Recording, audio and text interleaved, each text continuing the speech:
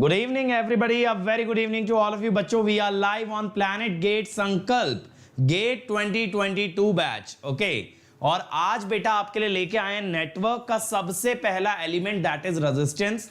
आपको लग रहा होगा कि सर आज सिर्फ क्या हम लोग रेजिस्टेंस की बात करेंगे. बिल्कुल बेटा, सिर्फ रेजिस्टेंस के बारे में बात करेंगे क्योंकि resistance is the most important element और रेजिस्टेंस के बारे में इतना कुछ जानने के लिए, समझने के लिए है कि मजा आ जाने वाला है. बहुत ज्यादा एंजॉय करने वाले हो आप लोग यार. जल्दी से जल्दी सबसे पहले लाइक ठोक दो और ज्यादा से ज्यादा स्टूडेंट से शेयर कर दो कि अंकित सर लाइव आ गए हैं. जल्दी से जुड़ जाएंगे ताकि एक भी बच्चे की क्लास मिस ना हो. हफ्ते की लास्ट क्लास है, कल आपको ब्रेक मिलने वाला है. तो बेटा आज काम चोरी नहीं चलेगी, आज मन चुराने से काम नहीं चलने वाला है. चलिए करते हैं शुरुआत. Let me start by introducing myself. My name is Ankit Goyal. I got AIR1 twice in GATE in 2014 and 2018. I was awarded President of India Gold Medal in the year 2013 when I graduated from IIT Indore. Till date, I have trained more than 1 lakh students in the online and the offline classes and presently working as a director at an academy for GATE department. अब ये तो बातें हुई भाई मेरे बारे में, लेकिन what matters the most बेटा that there is an organization called an academy which is more of a revolution or a mission to empower each and every student of this country to get free education, accessible education from each and every corner.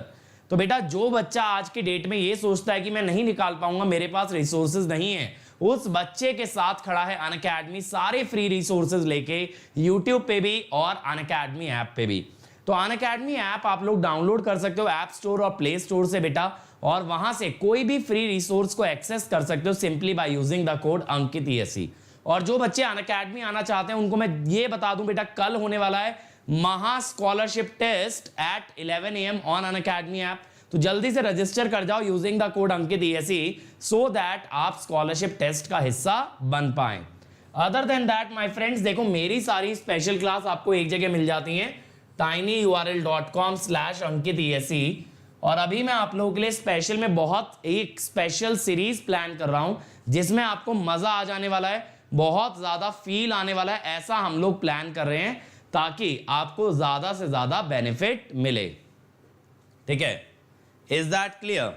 Other than that my friend, इसके अलावा आप चाहें तो आ सकते हैं Unacademy plus पे, जहां आपको मिलते हैं इंडिया के सभी टॉप एजुकेटर के लाइव क्लास कॉम्प्रिहेंसिव के साथ क्रैश कोर्स. और ना सिर्फ इतना, आपको मिलता है कंटेंट के नाम पे daily assignment, weekly quiz, test series और क्वेश्चन बैंक. और बेटा अगर कहीं कोई डाउट रह जाए तो you get doubt solving sessions. इसके अलावा मेरे बच्चों अगर कोई क्लास मिस हो गई you can always watch it recorded. और सिर्फ इतना ही नहीं, इससे भी अगर एक कदम आगे जाना है, गो फॉर आइकॉनिक, जहां मिलेगा एक पर्सनल कोच जो कि खुद होगा गेट और ESE रैंकर और करेगा आपके सारे डाउट्स को क्लियर, बनवाएगा आपका स्टडी प्लानर. इवन टीचर्स आपके साथ पर्सनलाइज वे में इंटरेक्ट करेंगे, आपको गाइड करेंगे, मोटिवेट करेंगे, इंस्पायर करेंगे. टेस्ट का मिलेगा सेपरेट एनालिसिस जहां मालूम चलेंगी आपकी स्ट्रेंथ और वीकनेस. इवन इसके अलावा आपको स्टडी मटेरियल एक्स्ट्रा मिलता है जहां थ्योरी और क्वेश्चन बैंक होता है और एक dedicated team immediately doubt answer करने के लिए. तो यहां मेरे बच्चों अगर कोड लगाते हो अंकित ESE तो आपको इमीडिएटली मिल जाता है 10% तक डिस्काउंट. ठीक है, तो जो भी प्राइस अनअकैडमी ऑफर करेगा उसके ऊपर 10%. और अगर एक्स्ट्रा डिस्काउंट चाहिए मेरे भाई तो स्पेशल क्लास देखो, जो क्रेडिट्स अर्न करते हो उनसे भी डिस्काउंट ले सकते हो. यार हम लोगों का नया बैच आ रहा है 17 तारीख से, यानी कि वेंसडे से आ रहा है. तो यहां पे आप एनालॉग स्टार्ट हो रहा है, यहां पे आपके लिए एनालॉग स्टार्ट हो रहा है बेटा. एनालॉग हम लोग स्टार्ट कर रहे हैं प्लस पे सुबह 7 बजे से 9 बजे तक. तो जल्दी से जल्दी आप लोग ज्वाइन कर जाएंगे ताकि मैक्सिमम बेनिफिट ले पाएं. अदर देन दिस यार 2023 के लिए भी एनालॉग स्टार्ट कर रहे हैं. इसके अलावा मेरे बच्चों अगर अंकित ESE कोड से ज्वाइन करते हो तो आपका 1 ईयर का फीस होता है 27,225, 18 मंथ्स 34,650, 2 ईयर 39,600. 2 ईयर के ले जाओ ताकि पर मंथ कॉस्ट मिनिमम पड़े और आप विदाउट एनी इंटरेस्ट EMI पे भी ले सकते हैं. और आइकॉनिक में 1 ईयर का फीस हो जाएगा 45,225, 2 ईयर का हो जाएगा 66,600. 2 ईयर के ले जाओ again per month cost is minimum and you can avail it on EMI without paying any interest. और ये है भाई मेरी अनअकैडमी की प्रोफाइल, इसे आप लोग फॉलो कर लीजिए ताकि यहां से आप मुझसे चैट भी कर सकते हो. You can always send me message. तो यार देखो, आज का अपना टॉपिक होने वाला है रेजिस्टेंस। बहुत ही बारीकी से, बहुत डिटेल में डील करूंगा। पता है देखो, इस सीरीज में ना ये मत सोचना कि सर हर क्लास 1 घंटे के ऊपर जाए। मैं आपको एक चीज बताता हूं। देखो, पहले तो जो लोग ये पूछ रहे हैं विशाल सर सिग्नल की क्लास क्यों नहीं ले रहे, यार विशाल सर अभी जो है ना बहुत सारे इनिशिएटिव्स में फंस चुके हैं। एक तो देखो वो फादर बनने वाले हैं बहुत ही जल्द, maybe within a week. दूसरी चीज क्या है कि विशाल सर अभी तेजस बैच भी निपटा रहे हैं क्योंकि एआई की डेट आ गई है। तीसरी चीज, विशाल सर मैथ्स तो ले रहे हैं यार क्रिएट्रिक्स पे। अब भैया बंदा एक काम अनेक, कैसे होगा इतना सब मैनेज। इसीलिए हम लोग जो है अभी ये वाली क्लास ना लगा के पहले कोशिश कर रहे हैं जो बच्चे एयरपोर्ट अथॉरिटी देने वाले ना उनको पूरी तैयारी करा के भेज दे। किरण देख लेना बेटा, बट इस क्लास में कोई इंपैक्ट नहीं आएगा अगर पुरानी क्लासेस नहीं भी देखी हैं। चलो अब मेरी बात को सुनो। देखो मैं आपको एक चीज ये बता रहा था, जब हम लोग क्रिएट्रिक्स के अंदर वीडियो लेक्चर बना रहे थे ना, तो हमारा ये प्लान था कि कुछ नए वीडियो लेक्चर्स हमें बच्चों के लिए लॉन्च करने हैं। और उस नए वीडियो लेक्चर की झलक आपने देखी है क्रिएट्रिक्स यूट्यूब चैनल पे, मशीन्स के साथ और डिजिटल के साथ। आपने देखा होगा मशीन और डिजिटल का फॉर्मेट पुराने लेक्चर से बिल्कुल अलग है। पहले हम लोग पेन टैब पे लेक्चर्स लेते थे, फिर हम लोग व्हाइट बोर्ड पे आ गए, है ना। और व्हाइट बोर्ड पे क्या कमाल की प्लेलिस्ट बनाई है, that is your electrical machine. ठीक है, तो इलेक्ट्रिकल मशीन जैसी प्लेलिस्ट मैं नेटवर्क के लिए भी बनाना चाहता था, लेकिन उससे पहले हम लोग अनअकैडमी में ज्वाइन कर गए तो नेटवर्क वाला काम कभी हो नहीं पाया। लेकिन अब मेरा बच्चों ये एम है कि प्लैनेट गेट चैनल पे ना नेटवर्क की मुझे वही प्लेलिस्ट क्रिएट करनी है जो मैं नेटवर्क के पेड कोर्स में लेके आने वाला था क्रिएट्रिक्स स्टूडेंट्स के लिए।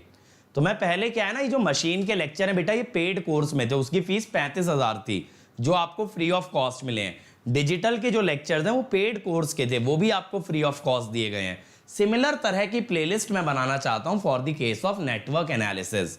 और इसीलिए सारे लेक्चर 1 घंटा सवा घंटा के नहीं होंगे, लेक्चर टॉपिक के हिसाब से चलेगा। जैसे अगर मैं रेजिस्टेंस कवर करा रहा हूं, हो सकता है सवा घंटा लग जाए, हो सकता है 50 मिनट में हो जाए, बट रेजिस्टेंस माने रेजिस्टेंस। ये नहीं कि इंडक्टर की डेफिनेशन देके चलो भाई आज का 1 घंटा हो गया अब कल मिलेंगे, ऐसा नहीं। इंडक्टर का लेक्चर सेपरेट ही रहेगा। और आपने मशीन में भी देखा होगा हर लेक्चर की लेंथ थोड़ी बहुत वेरी कर रही है, क्योंकि वो लेक्चर में टॉपिक्स का टारगेट था, कभी भी लेंथ का टारगेट नहीं था। सेम चीज यहां पे बेटा, टारगेट हर लेक्चर में टॉपिक्स का रहने वाला है। अब लेक्चर 1 घंटे के ऊपर जाए तो भी बढ़िया, कम में खत्म हो जाए तो भी बढ़िया, ठीक है। लेकिन आपको उस क्वालिटी का नेटवर्क मिलेगा, ये मैं कोशिश कर रहा हूं। समझ रहे हो ना आप किस क्वालिटी को यहां टारगेट किया जा रहा है। और ये आपको आज समझ आ जाएगा, रेजिस्टेंस जिस वे में आप पढ़ने वाले हो ना, आपको खुद फील आएगा कि हाँ सर बात तो है, कुछ तो दम है, कुछ तो दम है। ऐसी चीज नहीं है कि ऊपर ऊपर से हम उड़ा दें। ठीक है, चल आ जाओ मेरे भाई, रेजिस्टेंस पे आ जाओ। अब रेजिस्टेंस क्या होता है? रेजिस्टेंस का मतलब होता है it is the opposition offered by a material to the flow of current. It is the resistance is the opposition offered by a material to the flow of current or to the flow of charge across it। तो यार देखो, हर body कुछ ना कुछ opposition देती है जब उसके अंदर से चार्जेस फ्लो करते हैं, और उस प्रॉपर्टी को हम क्या कहते हैं? रेजिस्टेंस। तो रेजिस्टेंस एक प्रॉपर्टी है। अब अक्सर देखो हम 2 टर्म्स पढ़ते हैं, रेजिस्टेंस और रेजिस्टर। रेजिस्टेंस और रेजिस्टर। रजिस्टर क्या होता है? इट इज अ डिवाइस जो कि करंट को अपोज करती है। रेजिस्टेंस क्या है? प्रॉपर्टी है। दोनों में फर्क समझो। रजिस्टर एक ऐसी डिवाइस है जो करंट फ्लो को अपोज करती है, और रेजिस्टेंस एक प्रॉपर्टी है which opposes the flow of current. तो पहले इसका डेफिनेशन नोट डाउन करो यार। Resistance is the property of an element by which it opposes the flow of charges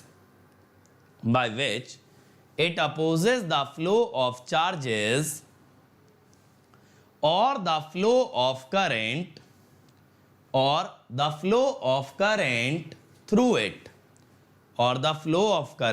through it।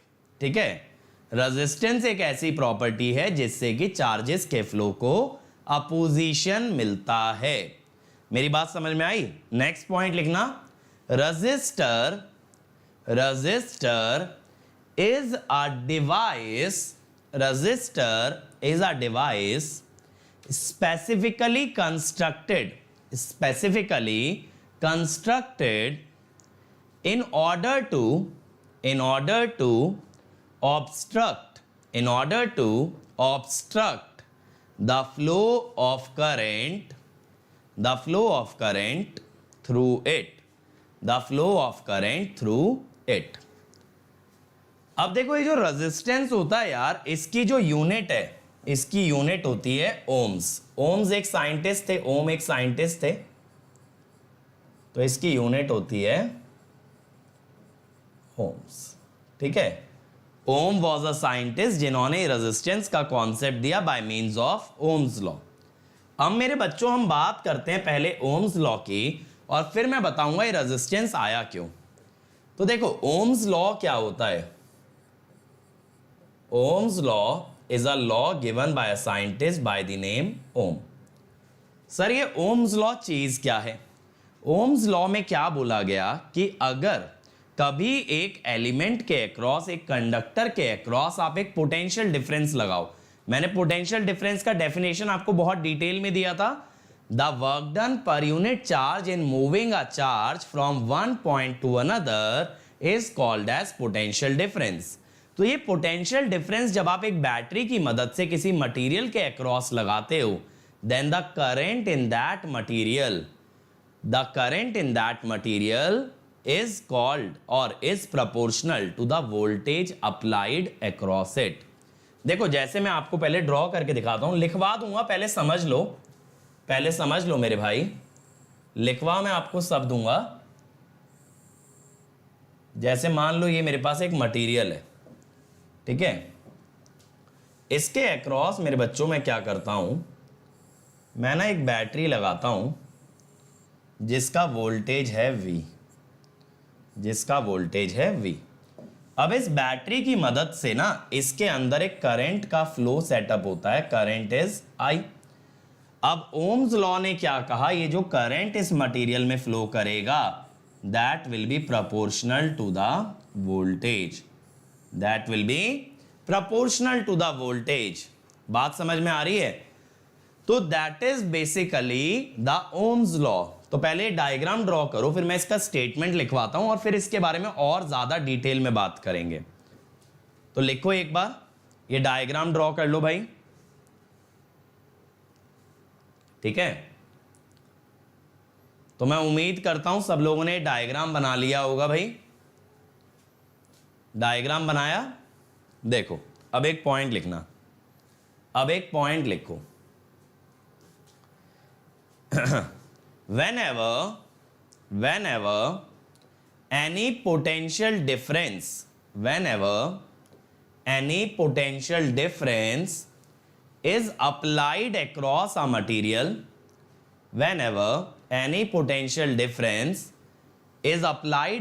a material, the current flowing through the material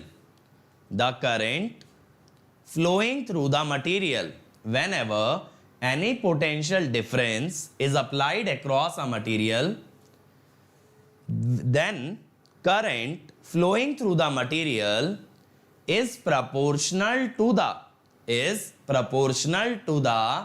potential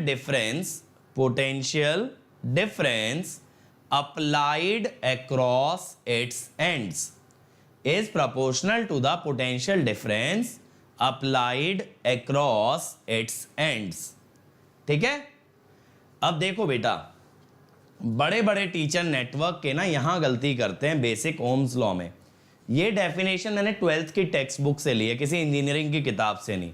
अब बहुत सारे teacher क्या लिखवाते हैं, V प्रोपोर्शनल टू I। ऐसी गलती मेरे बच्चे नहीं करेंगे, हमेशा क्या बोलेंगे, voltage is the cause, current is the effect.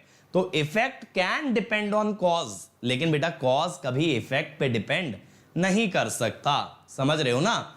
तो current is the effect, voltage is the cause. पता है मैंने बहुत सारे यूट्यूब पे वीडियो देखे हैं, लोग सीधे लिखते हैं v प्रोपोर्शनल टू i तो v equal to I R, ऐसा नहीं होता।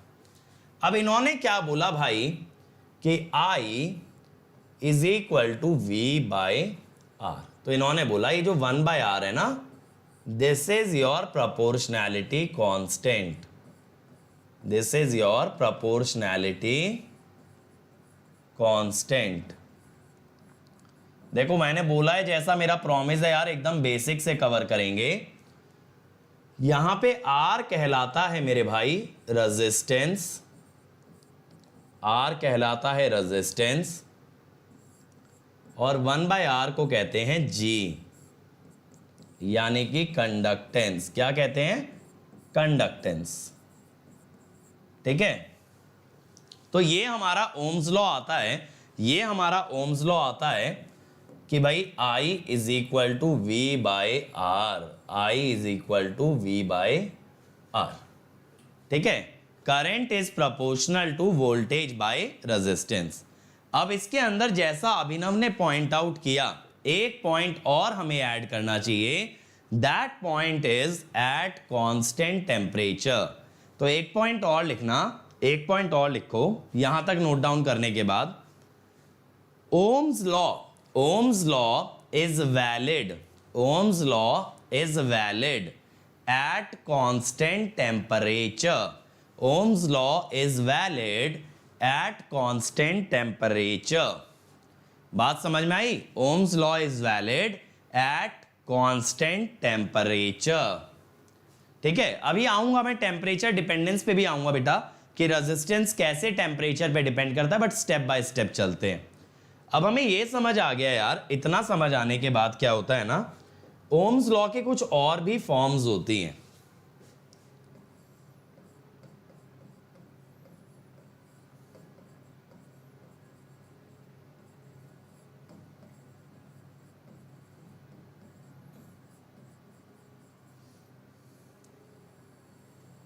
देखो सबसे पहले आप ये समझेंगे, पहला तो आपके पास ये आया ना I is equal to G V, और दूसरा इसका उल्टा V is equal to I R. अब ये जो दोनों फॉर्म है ना, दीज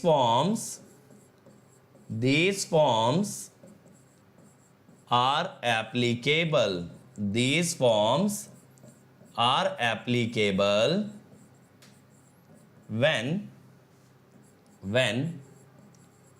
Ohm's law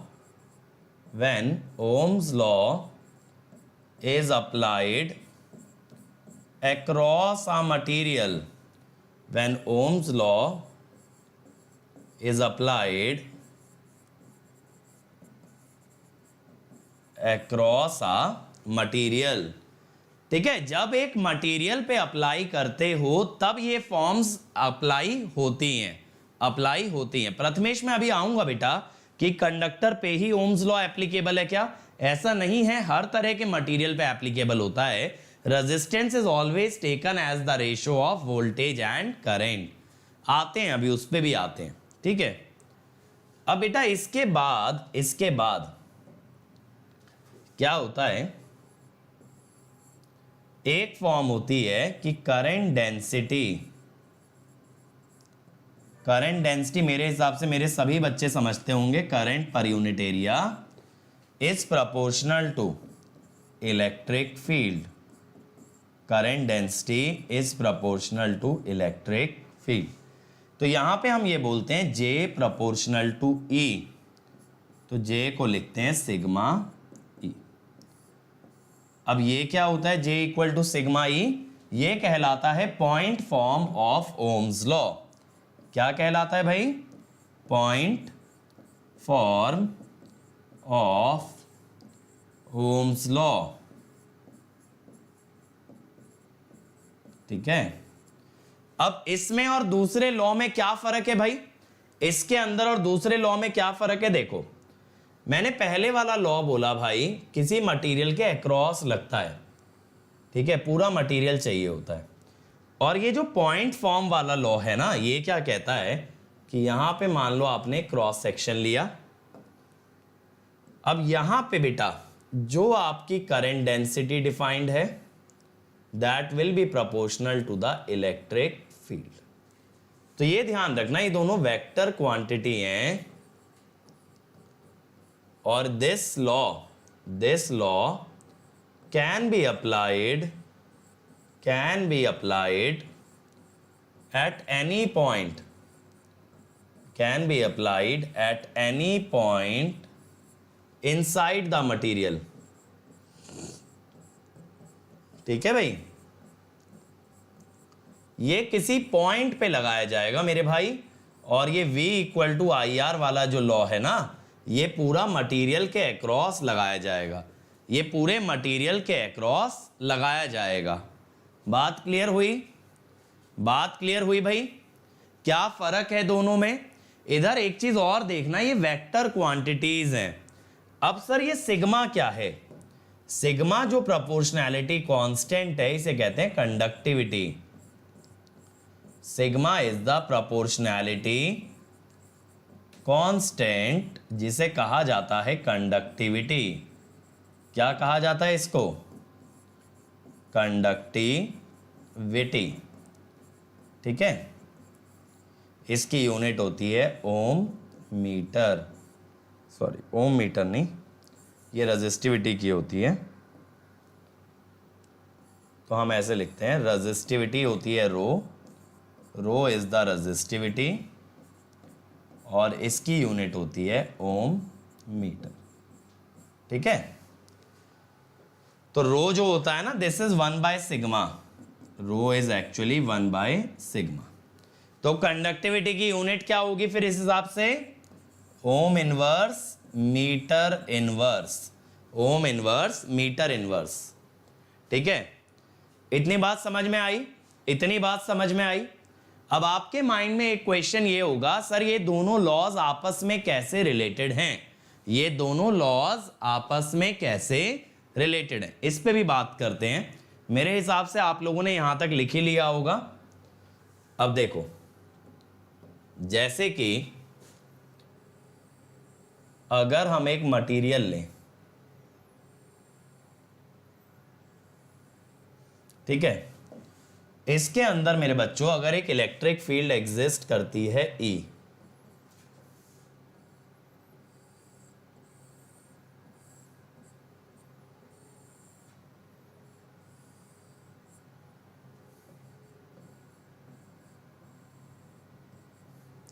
तो यहां पे जो वोल्टेज होता है ना, ये ऐसे डिफाइंड होता है -E.dl।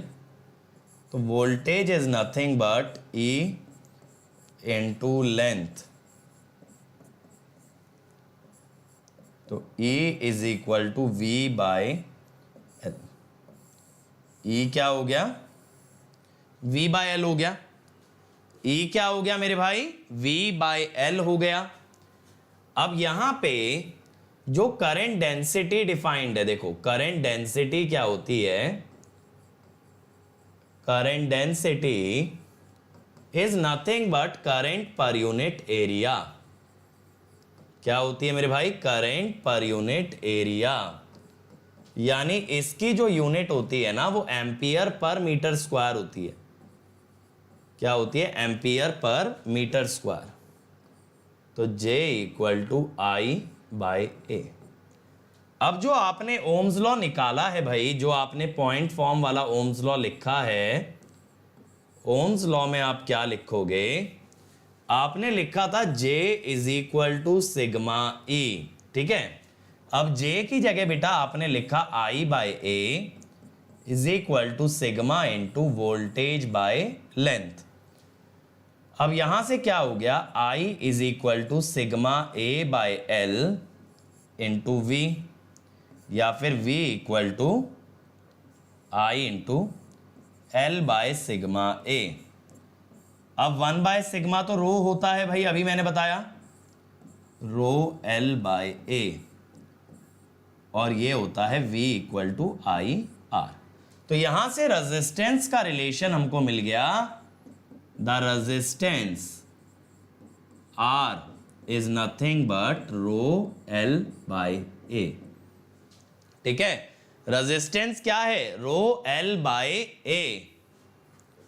माइनस साइन कहां गया, माइनस साइन यार वोल्टेज की पोलैरिटी में चला जाएगा, ठीक है, वोल्टेज की पोलैरिटी में चला जाएगा। कैसे सर, देखो अगर आप डीएल इस डायरेक्शन में लोगे, मान लो आपने डीएल इस डायरेक्शन में लिया, तो ई डॉट डीएल का डॉट प्रोडक्ट में कॉस जीरो आएगा, कॉस जीरो आएगा, कॉस जीरो माने 1।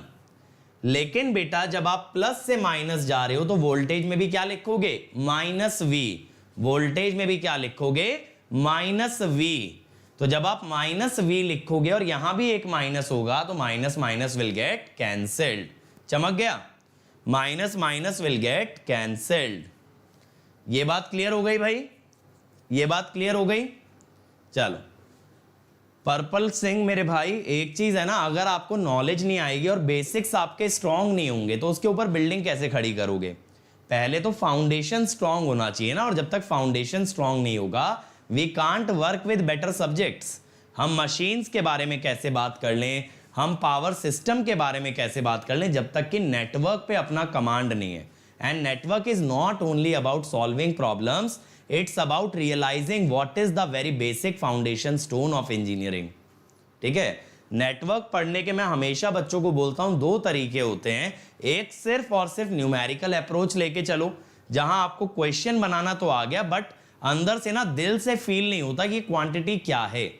दूसरा तरीका यह है कि भाई नेटवर्क को फील करते हुए चलो, क्वेश्चन तो बनाएंगे ही, ऐसा नहीं है कि क्वेश्चन नहीं बनाने, क्वेश्चन बनाने हैं, लेकिन साइड बाय साइड नेटवर्क को फील करना जरूरी है, ठीक है। तो दूसरा मेथड कंसेप्चुअल होता है। चलो अब इतना हमारे पास आया।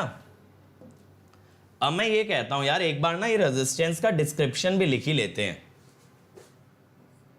रेजिस्टेंस का ना डिस्क्रिप्शन लिख लेते हैं। रो एल बाय ए, रो क्या होता है, रेजिस्टिविटी,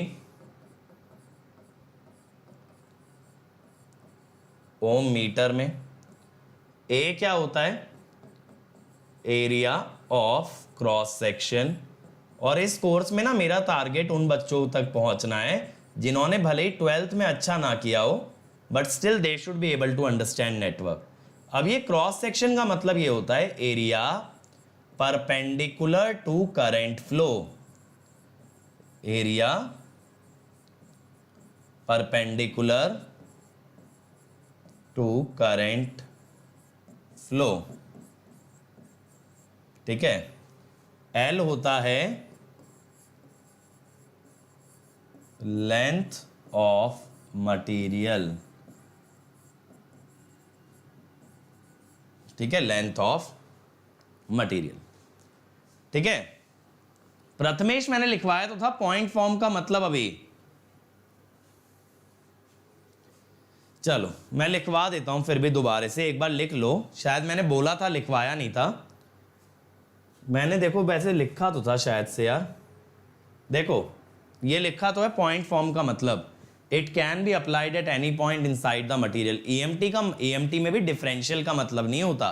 पॉइंट फॉर्म इसलिए नहीं कहते क्योंकि डेरिवेटिव ले रखा है, पॉइंट फॉर्म इसलिए कहते हैं क्योंकि वो एक एक पॉइंट पे लगाया जाता है। पूरे मटेरियल पे लगाओगे तो वो लॉ अलग है, मटेरियल के हर पॉइंट पे लगाओगे तो वो लॉ थोड़ा सा डिफरेंट हो जाता है। तो ये हर पॉइंट पे लग रहा है, that is why point form, ठीक। चल मेरे हिसाब से ये देखो यहां पे भी एक चीज और है, लेंथ जो लेनी है ना ये अलोंग द करेंट डायरेक्शन लेनी है, along the direction of current flow, ठीक है भाई। तो लेंथ हमेशा करंट के सेम डायरेक्शन में और एरिया हमेशा करंट के परपेंडिकुलर। अब देखो ओम्स लॉ ने क्या बोला यार, एक्चुअली ओम ने क्या बोला था कि भाई देखो जब वोल्टेज वर्सेस करंट का ग्राफ बनाया जाए, जब वोल्टेज वर्सेस करंट का ग्राफ बनाया जाए तो it should be a straight line, ठीक है। ये आइडियल होना चाहिए, ये आइडियल होना चाहिए। Area perpendicular to current flow नहीं समझ आया, देखो कहां गया, ये देखो अगर ये वाला एरिया है, करंट अगर ऐसे फ्लो कर रहा है तो ये एरिया समझ आ रहा है, this is the cross section area, यानी देखो अगर करंट ऐसे फ्लो हो रहा है, करंट ऐसे फ्लो हो रहा है, तो ये जो मेरा हाथ है ना, ये क्रॉस सेक्शन एरिया और ये मार्कर जो है this is the current, this is the current. अब समझ आया क्रॉस सेक्शन एरिया? ठीक, देखो ओम ने क्या बोला यार कि V I के प्रोपोर्शनल है या फिर I V के प्रोपोर्शनल है। एक चीज मान लो I प्रोपोर्शनल टू V, तो I वर्सेस V या V वर्सेस I का जो ग्राफ है वो लीनियर आना चाहिए। बट पता है प्रैक्टिकली क्या होता है, प्रैक्टिकली जो पॉइंट्स होते हैं ना थोड़ा सा इनके ऊपर नीचे होते हैं, क्योंकि यार देखो कोई भी मीटर एग्जैक्ट रीडिंग तो देगा नहीं ना मेरे भाई, तो उसके बीच में से हम लाइन पार कराते हैं। ठीक है, ये क्या है, these are actual data, these are actual data. और ये जो हरी वाली लाइन है ना इसको बोलते हैं बेस्ट फिट लाइन। क्या बोलते हैं इसको? Best fit line. Best fit line यानी इस डेटा में जो बेस्ट तरीके से फिट हो जाए, इस डेटा में जो बेस्ट तरीके से फिट हो जाए। अब यार इसको मैं और ज्यादा डिस्क्राइब नहीं करूंगा, बेस्ट फिट लाइन का मैथमेटिकल पूरा डेरिवेशन होता है, कैसे ये लाइन डिराइव की जाती है, बट मैं उस पर जाना नहीं चाहता। ठीक है, अभी के लिए बस ये मान लो एक ऐसा पॉइंट, एक ऐसी लाइन जिससे इन पॉइंट्स का डिस्टेंस मिनिमाइज हो जाए। तो distance of actual data, distance of actual data, actual data from line is minimum. ठीक है भाई, उसे हम कहते हैं बेस्ट फिट लाइन। क्या कहते हैं उसको? Best fit line. क्लियर है? तो ये बेस्ट फिट लाइन आ गई। अब आप लोगों का क्वेश्चन ये है कि क्या सर ओम्स लॉ सिर्फ और सिर्फ रेजिस्टेंस पे लगाया जा सकता है? देखो हर कोई जो है ना लीनियर ग्राफ एग्जिबिट नहीं करता है वोल्टेज और करंट के बीच में, तो वहां पे हम क्या करते हैं, rather than having a straight line kind of graph, अगर नॉन लीनियर ग्राफ होता है तो what we do, we take the slope of that curve to determine the resistance. तो एक पॉइंट ये लिखना, फॉर मटेरियल्स, ध्यान से लिखो, for materials where the curve between current and voltage, ठीक है, for materials where the curve between current and voltage is non-linear, for materials where the curve between current and voltage is non-linear, we take the slope at a point, we take the slope at a point by means of tangent,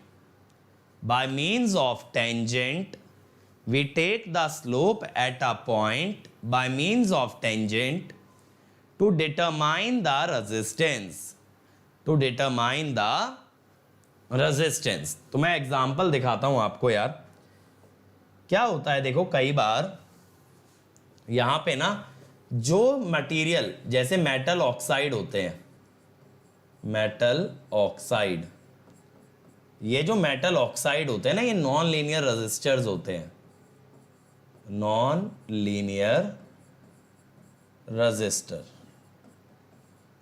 ठीक है, अब ये non linear registers जो होते हैं, तो इसके अंदर जो ग्राफ आता है ना, देखा जो गया है मेटल ऑक्साइड के अंदर, वो कुछ ऐसा होता है। मान लो V है और ये I है, तो ये जो ग्राफ है ना वो कुछ ऐसा आता है। अब ये देखो ये लीनियर तो नहीं है। अब एक चीज समझो, ये लीनियर तो नहीं है बेटा। अब अगर ये लीनियर नहीं है तो सर यहां कैसे रेजिस्टेंस डिफाइन होगा? यहां तो ओम्स लॉ वैलिड ही नहीं है बेटा। हर जगह रेजिस्टेंस डिफाइन कर सकते हो, बस आपको यहां पे क्या करना पड़ेगा, यहां पे आपको ना हर जगह टेंजेंट लेना पड़ेगा, और जो भी स्लोप होगा ना टेंजेंट का, तो हम क्या कहेंगे, slope of tangent, slope of tangent will give us resistance।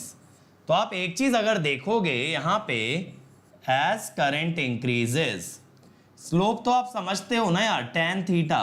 अब बेटा इससे नीचे जाने की मुझे जरूरत तो नहीं है ना, स्लोप जो है tan थीटा होता है। सर थीटा क्या होता है बेटा? ये वाला एंगल।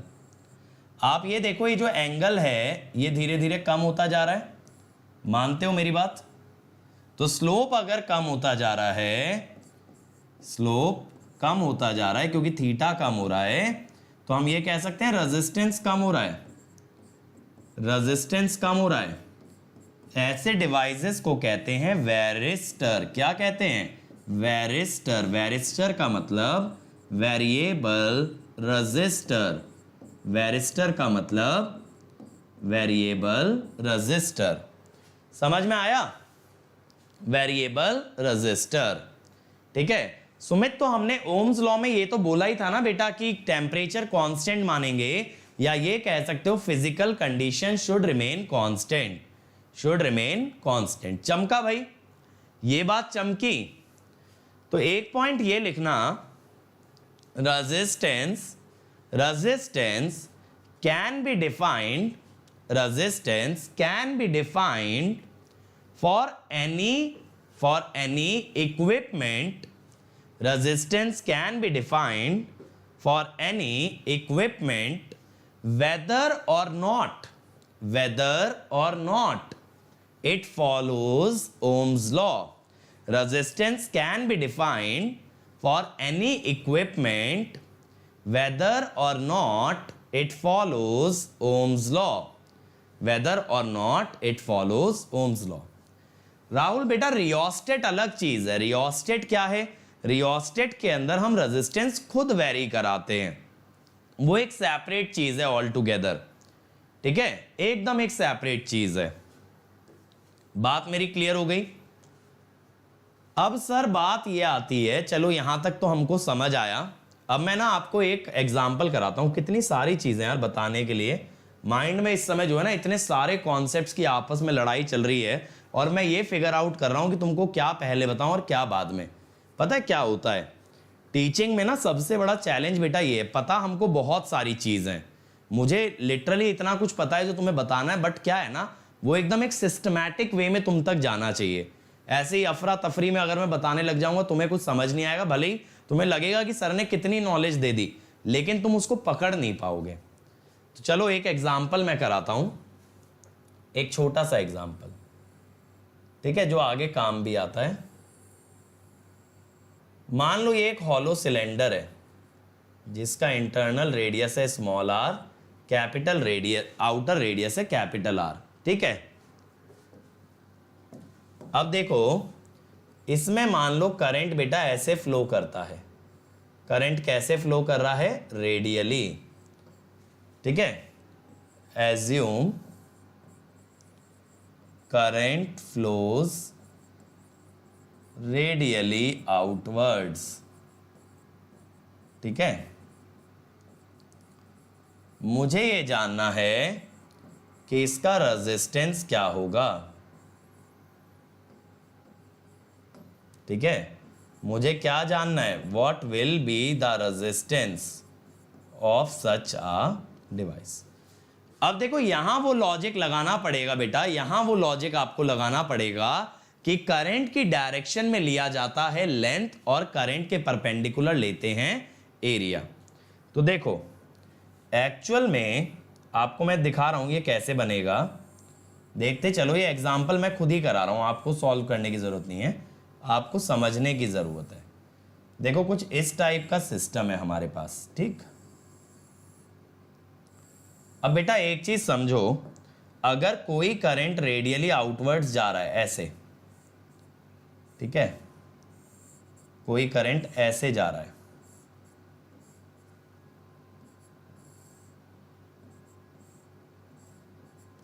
मान लो ये करंट ऐसे जा रहा है, तो इसके परपेंडिकुलर वो एरिया कौन सा है? Area perpendicular to current is curved surface area. कौन सा है भाई? Curved surface area. ठीक है, तो हमें ये तो समझ आ गया भाई एरिया कौन सा लेना है, that is the curved surface area. Curved surface area. तो अब मैं क्या करता हूं कि मैं ना इसके अंदर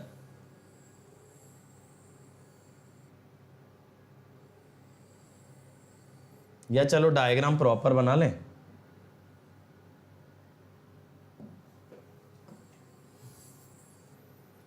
इसमें तो डायग्राम का टूल है ना हमारे पास, ट्राई करके देखते हैं यार।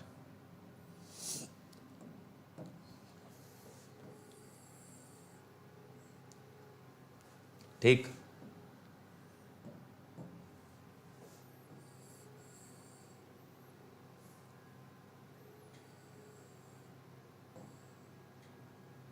ये आया। अब इसके अंदर ना मैं एक छोटा सर्कल और लेता हूं यार।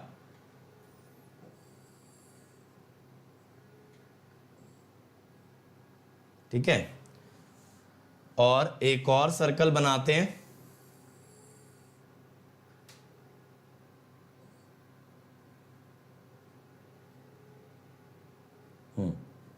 देखो अब इसके अंदर ना देखो, ये वाला इनर रेडियस है स्मॉल आर, आउटर रेडियस है कैपिटल आर।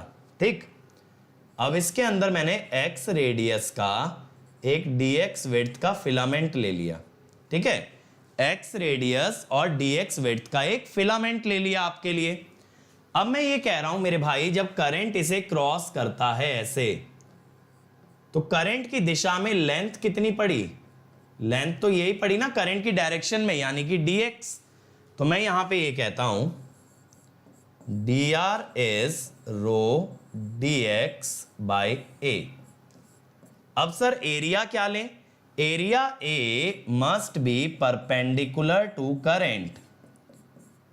ठीक है, अब करंट के परपेंडिकुलर वाला कौन सा एरिया था भाई? It is the curved surface area, which will be how much? कितना होता है यार curved surface area? Curved surface area होता है 2 पाई एक्स एल। एल क्या है sir? L is the length of cylinder. ठीक है, L is the length of cylinder. ठीक है, तो अब मेरे बच्चों यहां पे क्या होगा? यहां पे ये dr क्या हो जाएगा? रो dx बाय 2 पाई एक्स एल। ये हो गया 2 पाई एक्स एल। क्या समझ नहीं आया प्रथमेश? बताओ बेटा, क्या समझ नहीं आया आपको? अगर मैं विजुलाइज कराऊं यार, देखो मेरे पास ये सिलेंडर है। देखो ये मेरे पास सिलेंडर है, अनअकैडमी से मिला था। ठीक है, अब ये देखो करंट अगर रेडियली जा रहा है तो उसके परपेंडिकुलर एरिया कौन सा है? करंट के परपेंडिकुलर यही वाला एरिया तो है। ध्यान से सोच के देखो यार, आप ऐसे देखो, ये मैंने करंट दिखाया आपको, या ऐसे मैंने देखो करंट अंदर खड़ा कर दिया ऐसे, अरे गिर गया। देखो करंट मैंने ऐसे खड़ा कर दिया, ये करंट है मेरा, तो ये किस एरिया के परपेंडिकुलर है? ये कर्व्ड सरफेस एरिया ही तो है सिलेंडर का। This is the curved surface area of this cylinder, ये वाला एरिया पूरा बाहर वाला। तो ये मैंने बोला, तो इसीलिए मैंने क्या बोला? अरे भाई dr तो यही होगा ना, rho into dx by a। छोटा resistance rho l by a ही तो लगाया है। l में मैंने क्या बोला है? l की वैल्यू dx है, जो करंट के सेम डायरेक्शन में है। करंट के सेम डायरेक्शन में जो लेंथ होती है that is called as l, वही तो l होती है। अब देखो भाई, टोटल रेजिस्टेंस निकालने के लिए r के लिए आप इंटीग्रेट करोगे। यार इतना बेसिक तरीके से समझा रहा हूं, ये तो समझ आना चाहिए, इसमें कंफ्यूज क्या हो रहे हो? एक एप्लीकेशन दिखा रहा हूं आपको रेजिस्टेंस के फॉर्मूले का। अब ये जो x है ये स्मॉल r से कैपिटल R तक वेरी करेगा। 1/x का इंटीग्रेशन log x। ठीक है, लो भाई, हाँ R0 बोल देते हैं कंफ्यूजन हटाने के लिए, वरना लेफ्ट में भी रेजिस्टेंस हो जाएगा, राइट में भी। ठीक है, ये समझ आया? अब प्रथमेश बेटा एक्स रेडियस का एक फिलामेंट माना है। एज्यूम्ड फिलामेंट, फिलामेंट मतलब है thin cylinder of radius x, इसका रेडियस x है, एंड थिकनेस dx। अरे भाई कोई मटेरियल, देखो जैसे अभी जो मैंने आपको बॉक्स दिखाया, दिखाता हूं फिर से। देखो प्रथमेश, ये जो बॉक्स है बेटा, ये बॉक्स आपको ऐसा लग रहा है कि सर ये तो एकदम पतला सा है, बट इसकी ये जो लाइनिंग है इसकी भी तो कुछ थिकनेस होगी ना। ये थिकनेस, ये कितनी मोटे मटेरियल से बना है, दैट इज dx, और इसका रेडियस इज x। ठीक है प्रथमेश, क्लियर हुआ? क्लियर हुआ भाई यहां तक? चलो, लिमिट कैसे लिया भाई? ये रेडियस x इनर रेडियस से आउटर रेडियस तक ही तो जा सकता है। x जो है इनर रेडियस से आउटर रेडियस तक ही तो जा सकता है, इससे ज्यादा कहां जाएगा बेटा। अब क्लियर हुआ? मेरे हिसाब से यहां तक क्लियर हो जाना चाहिए। चलो अब देखो यार, हमें ये चीज क्लियर हो गई, रेजिस्टेंस क्या होता है, ओम्स लॉ क्या होता है। अब मैं बात करता हूं रेजिस्टेंस के रिप्रेजेंटेशन की।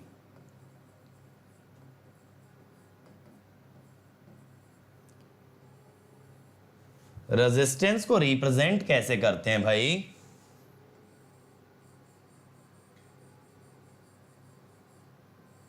इस टाइप से, ठीक है।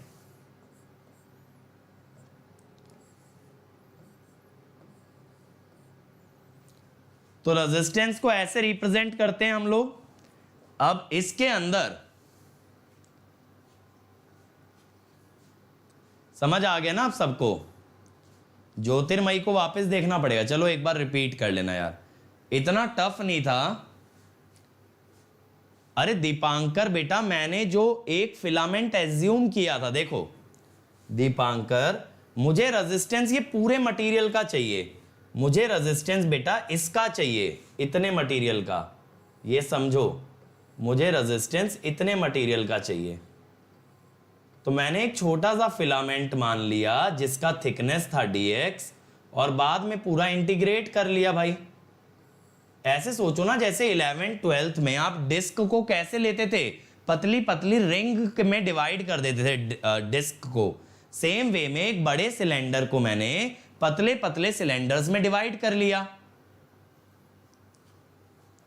ठीक है, समझ आया भाई दीपांकर? अच्छा बताओ, अगर यहां कोई कंफ्यूजन है फिर हम आगे चलेंगे। इसमें क्या कंफ्यूजन है? छोटा सा डेरिवेशन मैंने करके दिखाया है कि भाई थिकनेस dx थी, उसका रेडियस x था, ये एक जनरल सिलेंडर हमने माना था, ठीक है। अब उसको फिर हमने इंटीग्रेट किया, चलो कोई बात नहीं, अब समझ आ रहा है। अब देखो रेजिस्टेंस के अंदर ना 2-3 पॉइंट लिखो, आपको यहां रेजिस्टेंस के रिप्रेजेंटेशन में 2-3 पॉइंट लिखने हैं।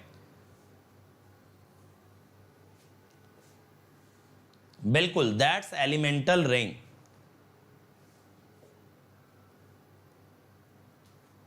चलो अब लिखो एक point, resistance is represented as, resistance is represented as a zigzag path, resistance is represented as a zigzag path which shows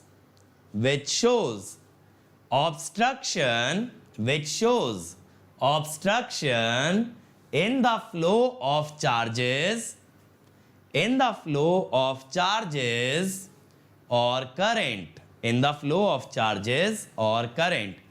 अब खुद ये सोचो यार, अगर ऐसा रास्ते पे आपको चलने बोला जाए, क्या आप आराम से चल पाओगे? नहीं। तो जैसे रास्ते में आपको फ्रिक्शन ऑफर होता है, सेम वे में चार्जेस या करंट के फ्लो को जो अपोजिशन ऑफर हो रहा है, that itself is the resistance. इसीलिए रेजिस्टेंस को इस टाइप से हमने जिगजैग करके दिखाया है।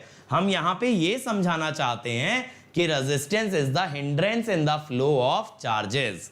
कभी ये सोचा रेजिस्टेंस ऐसे ही क्यों दिखाते हैं? कभी ये सोचा? किसी ने नहीं सोचा। उसका सिंपल सा रीजन है मेरे भाई, क्योंकि resistance is the obstruction in the flow of current. अगला पॉइंट लिखना, the sign convention of resistance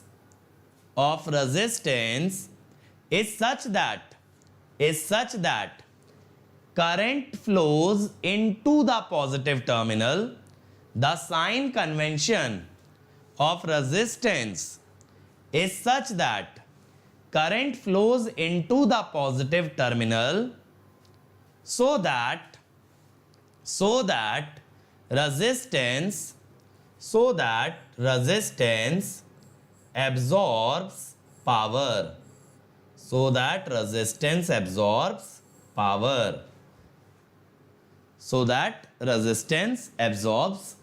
हमेशा ये ध्यान रखना, साइन कन्वेंशन मत भूल जाना भाई। करंट प्लस से माइनस ही दिखाना कि रेजिस्टेंस पावर को एब्जॉर्ब करता है। अब मुझे बताओ, ये बेसिक फंडामेंटल क्लियर हो गया ना रेजिस्टेंस का। अब भाई इससे भी और नीचे चलते हैं। इससे और नीचे कैसे जाएंगे? इससे और नीचे जाएंगे अगली बारे में बात करके, दैट इज वाई रेजिस्टेंस। ठीक है, वाई रेजिस्टेंस। भाई अब ये क्वेश्चन है, रेजिस्टेंस आता क्यों है और आता कहां से है। ठीक है, अब देखो क्या होता है कि मटेरियल जो होता है ना बेटा, जो आपका मटेरियल होता है, मटेरियल हमेशा एक क्रिस्टल स्ट्रक्चर में लिया जाता है।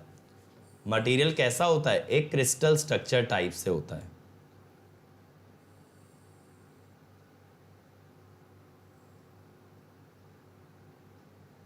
ठीक है, देखो जैसे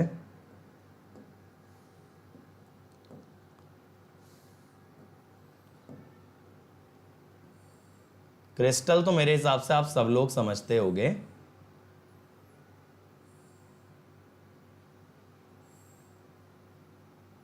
ठीक है, अब यहां पे ना इसके एटम्स रखे रहते हैं। ये क्रिस्टल के एजेस पे आपके एटम्स रखे रहते हैं।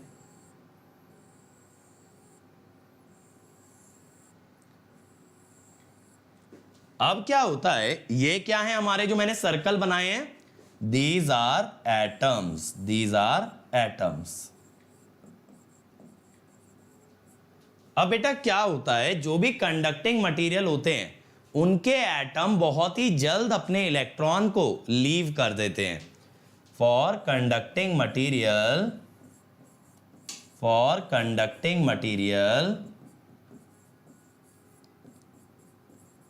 atoms give up outermost electron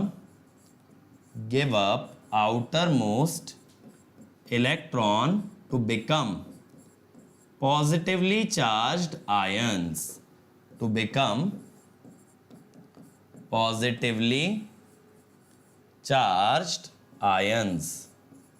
atoms जो है ना पॉजिटिवली चार्ज्ड आयंस बन जाते हैं। ठीक है, अब यार अगर ऐसा होता है ना, power absorb delivered sign convention में गलती हो सकती है। नहीं मेरे भाई, रेजिस्टेंस की जब प्रैक्टिस करोगे ना तो आदत हो जाएगी, प्लस से माइनस ही दिखाते हैं करंट। अब ये पॉजिटिवली चार्ज हो जाते हैं, तो मैं आपको दिखाता हूं। ये वाला क्लियर हो गया ना इतना। अब इसके अंदर क्या होता है, देखो इन्होंने इलेक्ट्रॉन गिव अप किए, तो मान लो ये ऐसे पॉजिटिवली चार्ज हो गए। भाई मान लो दो दो इलेक्ट्रॉन सबने दे दिए, सेकंड ग्रुप के एटम है, दो दो इलेक्ट्रॉन तो दे ही सकते हैं। या आयरन ले लो, Fe2+ बन गया, कोई बड़ी गल थोड़ी ना है। अब इन्होंने जो इलेक्ट्रॉन छोड़े हैं भाई, वो कहाँ जाएंगे? वो इधर ही पड़े रहेंगे। देखो ऐसे ही पड़े रहेंगे।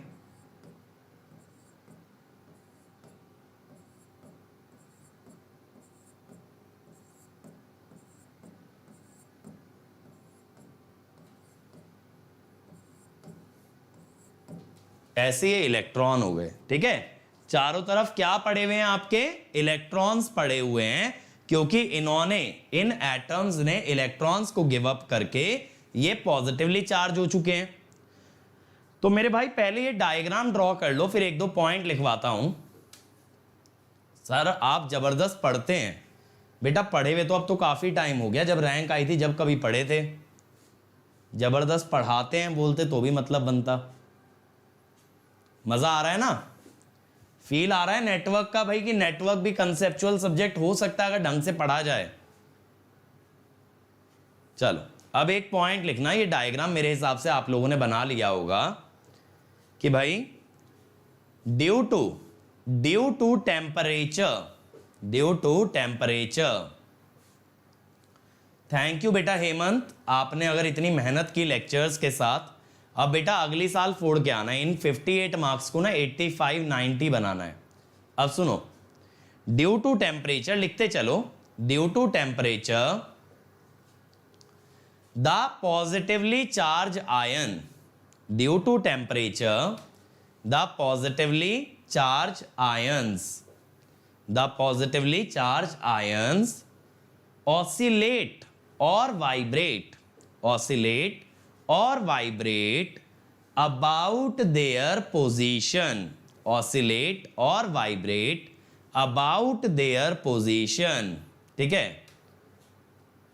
तो बेटा क्या होता है, देखो ये वाला पॉइंट नोट डाउन कर लिया ना, तो ये इस तरह से ना ऑसिलेट करते रहते हैं।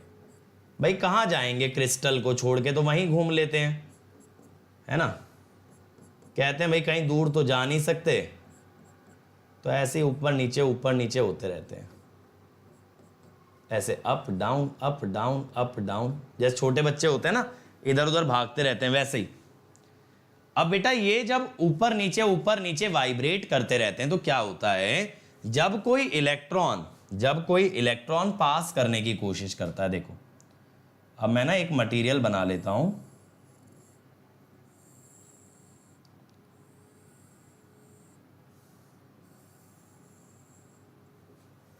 देखो अब ये जो पॉजिटिवली चार्ज आयंस है ना, ये यहां पे रखे हुए हैं, और आपने अगर मेरी एनिमेटेड वीडियो देखी हो तो मैंने उसमें इस मॉडल को समझाया भी था, इसे कहते हैं इलेक्ट्रॉन सी मॉडल। अब समझ आ रहा है रेजिस्टेंस पे डेडिकेटेड लेक्चर क्यों लिया जा रहा है, क्योंकि रेजिस्टेंस में है ही इतना कुछ जानने के लिए यार। अब देखो ये जो इलेक्ट्रॉन्स है ना, ये ऐसे चारों तरफ तीतर बीतर बिखरे रहते हैं, इसीलिए कहते हैं इलेक्ट्रॉन सी, कि भैया इलेक्ट्रॉन्स का समंदर है, उसमें ना ये छोटे छोटे आयन बीच बीच में पड़े हुए हैं, इलेक्ट्रॉन के भरे हुए समंदर के अंदर, इसीलिए इलेक्ट्रॉन सी कहते हैं। ठीक है, अब मान लो मेरे भाई, मान लो कि आप अगर इसके अंदर इलेक्ट्रिक फील्ड लगा देते हो, मान लो आपने इलेक्ट्रिक फील्ड लगा दी ऐसे, ठीक है, तो इलेक्ट्रॉन्स पे जो फोर्स लगेगा मेरे बच्चों, इलेक्ट्रॉन्स पे फोर्स लगेगा ऐसे, तो ये इलेक्ट्रॉन किस तरफ जाने की कोशिश करेंगे, इलेक्ट्रॉन का मोशन ऐसे होने लगेगा। लेकिन मेरे भाई ये जो आयंस है ना, ये जो आयंस हैं ये स्थिर नहीं है, ये जो आयंस हैं ये स्थिर नहीं है, ये अपनी पोजीशन पे ऑसिलेट करते रहेंगे, इस वजह से ये इलेक्ट्रॉन्स के साथ टकराएंगे, and they will obstruct the flow of electron. कई बार आपने ऐसे देखा है, भीड़ वाले इलाके में जाते हो यार, आप ऐसे साइड होते हो, सामने वाला भी इधर आ जाता है, फिर आप उधर जाते हो, सामने वाला भी उधर ही आ जाता है, तो बेटा ऐसे ही कुछ ऐसा समझ लो, यहां भीड़ भाड़ हो जाती है, जिस कारण से इलेक्ट्रॉन कोलाइड करते हैं इनसे, एंड दे एक्सपीरियंस रेजिस्टेंस। तो ये वाला पॉइंट लिखना, when electrons try to flow through the material,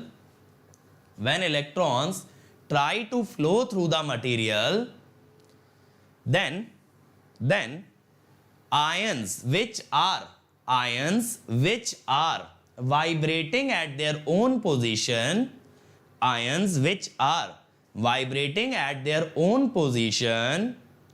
collide with the electrons, ions which are vibrating at their own position collide with the electrons and obstruct the flow of charges, Ajay ions move नहीं करते यार, हल्का बहुत force उन पे लगता है। Ion move करने का मतलब है पूरा मटेरियल बिखर जाना। जैसे मेरा लोहे का ये जो बॉक्स है, इस पे अगर मैं इलेक्ट्रिक फील्ड लगाऊं और ये पूरा तितर बितर हो जाए, मतलब फैल जाए, जैसे थैनोस ने चुटकी बजाई थी और दुनिया गायब हो गई थी ना, उस वे में, वैसा कभी होगा थोड़ी यार। ये इतने टाइटली बाउंड है ना क्रिस्टल के अंदर कि ये क्रिस्टल को छोड़ के बाहर नहीं आते ऐसे। ठीक है, समझ में आया रेजिस्टेंस क्यों आता है? अब देखो यहां पे जो आपके पास आयंस है ना मेरे भाई, आयंस है, थर्मल एनर्जी पोजेस करते हैं। यानी आयंस वाइब्रेट क्यों कर रहे हैं? Due to temperature. Thermal energy होती है kT, where K is the Boltzmann constant, where K is the Boltzmann constant and T is temperature in kelvin. T is temperature in kelvin.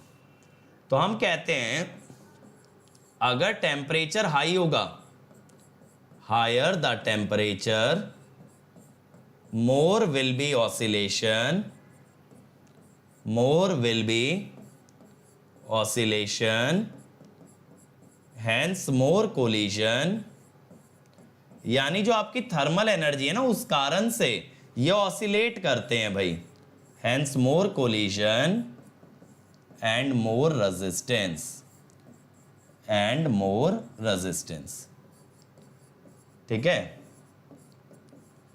इसीलिए बेटा हम resistance कैसे एक्सप्रेस करते हैं? हम resistance temperature के साथ ऐसे दिखाते हैं। पहले तो रेजिस्टिविटी दिखाते हैं।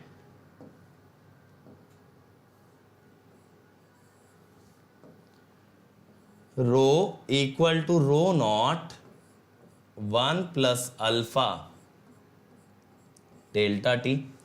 यहां पे रो नॉट क्या है? Resistivity at T naught. ठीक है, डेल्टा टी क्या है? T minus T naught. और रो क्या है? Resistivity at T, resistivity at T. अब सर ये अल्फा क्या है? अल्फा कहलाता है temperature coefficient, temperature coefficient of resistance, temperature coefficient of resistance. इसकी यूनिट होती है पर डिग्री सेंटीग्रेड। पर डिग्री केल्विन भी लिख सकते हो, पर डिग्री सेंटीग्रेड भी लिख सकते हो, पर डिग्री सेंटीग्रेड भी लिख सकते हो। बेटा मार्वल सीरीज मैंने पूरी की पूरी जो है ना हॉल में ही देखी हुई है। ठीक है, चलो अब बेटा रेजिस्टेंस होता है रो एल बाय ए, इसीलिए यहां रेजिस्टेंस कितना होता है? R naught 1 plus alpha delta T. ये काफी इंपॉर्टेंट रिलेशन है मेरे भाई। इस पे जो है ना गेट में क्वेश्चन भी आया हुआ है। This is really really important. तो यहां तक नोट डाउन कर लो। आपको ये समझ आ जाना चाहिए रेजिस्टेंस टेम्परेचर पे कैसे डिपेंड करता है, रेजिस्टेंस टेम्परेचर पे कैसे डिपेंड करता है। क्लियर हो गया? ये क्लियर हो गया ना एकदम बेसिक से। अब समझ आया रेजिस्टेंस टेम्परेचर के साथ क्यों बढ़ता है, रेजिस्टेंस टेम्परेचर के साथ क्यों बढ़ता है। क्लियर हो गया ये?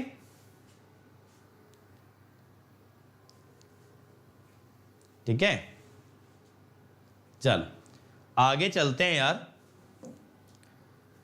अब देखो इसके अंदर हम डिफाइन कर सकते हैं मेरे भाई इंस्टेंटेनियस पावर। मुझे बता देना if I am missing anything in register. Instantaneous power आपकी कैसे डिफाइंड है? वोल्टेज और करंट का प्रोडक्ट। अब आप जानते हो मेरे भाई, मैंने इंस्टेंटेनियस पावर का मतलब भी समझाया था ना, power as a function of time. Ohm's law से आप जानते हो VT is I T into R, जिस कारण से पावर क्या हो गई? आई टी का स्क्वायर इंटू आर, ये हो गई पावर। तो बेटा इसी पावर को आप ऐसे भी लिख सकते हो, अगर आई टी को लिख दोगे V by R, V T square by R, ठीक है। और इसकी यूनिट क्या होती है पावर की? वॉट। ये जो लॉ है ना, ये वॉट, जेम्स वॉट नाम के साइंटिस्ट ने दिया था, ये जेम्स वॉट के नाम के साइंटिस्ट ने दिया था, ठीक है। तो that is the power absorbed by a resistance. तो क्या होता है? This is the power absorbed, this is the power absorbed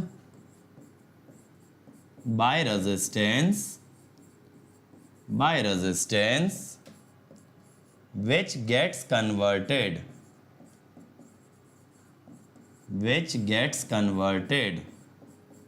to heat। मैं ये भी लिखवा देता हूं ये कैसे हीट में कन्वर्ट होती है, पहले यहां तक लिख लो, क्योंकि आप लोगों को सबको ये तो पता है रेजिस्टेंस हीट पैदा करता है, लेकिन कैसे करता है देन अगेन वो चीज मिसिंग है, ठीक है। तो आज मैं काफी सारे गैप्स फिल कर रहा हूं आपकी नॉलेज के अंदर। अनमोल देखो वहां पे मैटर ये करता है, जब सेमीकंडक्टर कभी पढ़ाऊंगा ना एनालॉग, तो बताऊंगा कि दो फिनोमिना हैं, एक तो ऑब्स्ट्रक्शन का बढ़ना और एक है सेमीकंडक्टर में चार्जेस का बढ़ना। अब डिपेंड करता है डोमिनेट कौन करेगा। लाइट डोपिंग पे आपका चार्जेस का बढ़ना डोमिनेट करता है, जिस कारण से रेजिस्टेंस टेम्परेचर के साथ घटता है, और हाई डोपिंग पे यह ऑब्स्ट्रक्शन वाला फैक्टर डोमिनेटिंग होता है, जिस कारण से रेजिस्टेंस बढ़ता है, ठीक है। तो लाइटली डोप्ड सेमीकंडक्टर में क्या होता है? रेजिस्टेंस डिक्रीजेस विद टेम्परेचर, और हाईली डोप्ड सेमीकंडक्टर में क्या होता है? Resistance increases with temperature. Arun बेटा अगले सब्जेक्ट का प्लान है एनालॉग, लेकिन देन अगेन आप लोगों का सपोर्ट अगर बना रहेगा, आप लोग एंजॉय करते जाओगे, सीखते जाओगे, तो बेटा पढ़ाने में भी मजा आएगा, ठीक। यहां तक लिखा। अब इसमें ना एक पॉइंट लिखना, whenever we apply electric field, whenever we apply electric field,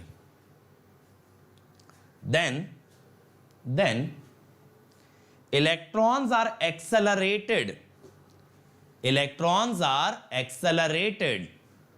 and gain kinetic energy, electrons are accelerated and gain kinetic energy,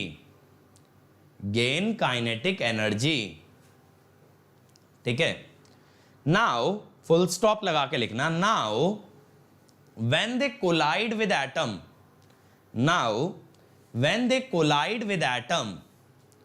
they lose that kinetic energy,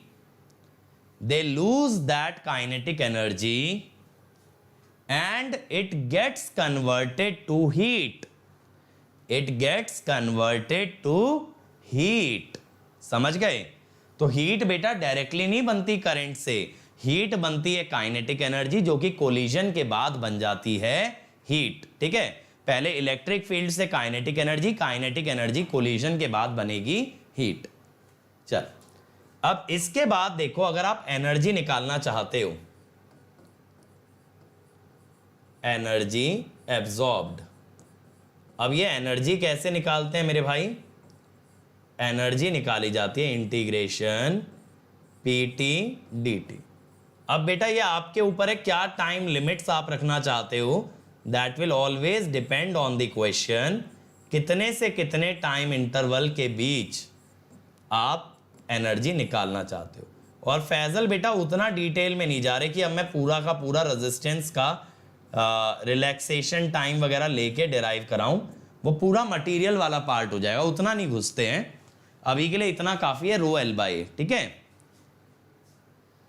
तो ये हमने क्या किया है, ये हमने एनर्जी निकालने के लिए पावर को इंटीग्रेट कर दिया, और इसकी यूनिट क्या होती है? जूल, ठीक है। Use time limits specified in question. अब मुझे बताओ कुछ ऐसा लग रहा है कुछ हमने पार्ट मिस किया है रेजिस्टेंस का? बताओ भाई, अगर ऐसा कुछ लग रहा है, कोई चीज और मुझे एक्सप्लेन करनी चाहिए थी। कुछ भी अगर ऐसा है बेटा, इलेक्ट्रिकल में नेटवर्क इससे ज्यादा है ऐसा तो प्रैक्टिकली इम्पॉसिबल है, ठीक है।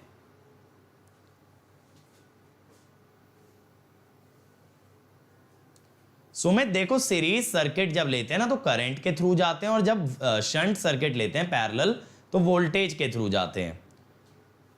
दीक्षित देखो, एनर्जी क्या है? एनर्जी एक ऊर्जा है जो कि फ्लो करती है, लेकिन कितने रेट से फ्लो करती है। जैसे अब मान लो जब आप दौड़ते हो तो आप थकते हो, अब थकान कितनी तेजी से आ रही है वो है पावर, और दौड़ने में कितनी ताकत लग रही है वो है एनर्जी।